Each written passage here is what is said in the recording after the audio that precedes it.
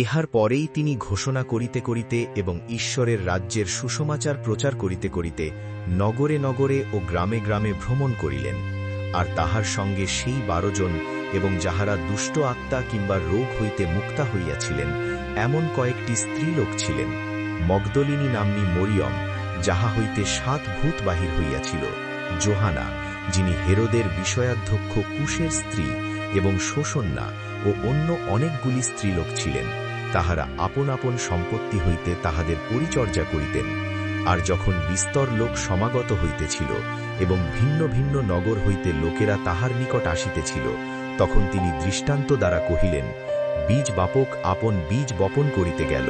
বপনের সময় কতক বীজ পথের পার্শ্বে পড়িল, তাহাতে তাহা পদতলে দলিত হইল ও আকাশের পক্ষীগণ তাহা খাইয়া ফেলিল। আর কতক পাষাণের উপরে পড়িল, তাহাতে তাহা অঙ্কুরিত হইলে রস না পাওয়াতে শুকাইয়া গেল। আর কতক কাঁটা বনের মধ্যে পড়িল, তাহাতে কাঁটা সকল সঙ্গে সঙ্গে অঙ্কুরিত হইয়া তাহা চাপিয়া রাখিল। আর কতক বীজ উত্তম ভূমিতে পড়িল, তাহাতে তাহা অঙ্কুরিত হইয়া 100 গুণ ফল উৎপন্ন করিল।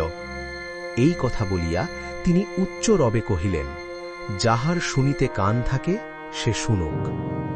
পরে তাহার শিষ্যগণ তাহাকে জিজ্ঞাসা করিলেন, ওই দৃষ্টান্তের ভাব কি?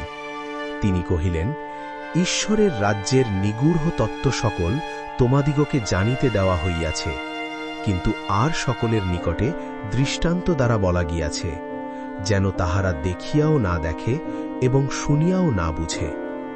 দৃষ্টান্তটি এই, সেই বীজ ঈশ্বরের বাক্য, আর তাহারাই পথের পার্শ্বের লোক, যাহারা শুনিয়াছে, পরে দিয়াবল আসিয়া তাহাদের হৃদয় হইতে সেই বাক্য হরণ করিয়া লয়, যেন তাহারা বিশ্বাস করিয়া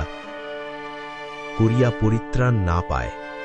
আর তাহারাই পাষাণের উপরের লোক, যাহারা শুনিয়া আনন্দপূর্বক সেই বাক্য গ্রহণ করে, কিন্তু তাহাদের মূল নাই। তাহারা অল্পকাল মাত্র বিশ্বাস করে, আর পরীক্ষার সময় সরিয়া পড়ে। আর যাহা কাঁটা বনের মধ্যে পড়িল, তাহা এমন লোক, যাহারা শুনিয়াছে, কিন্তু চলিতে চলিতে জীবনের চিন্তা ও ধন ও সুখভোগের দ্বারা চাপা পড়ে এবং পক্ক ফল উৎপন্ন করে না।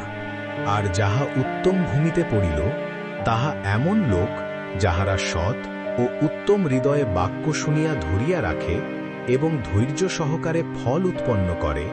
আর প্রদীপ জ্বালিয়া কেহ পাত্র দিয়া ঢাকে না, কিংবা খাটের নিচে রাখে না, কিন্তু দীপাধারের উপরেই রাখে, যেন যাহারা ভিতরে যায় তাহারা আলো দেখিতে পায়।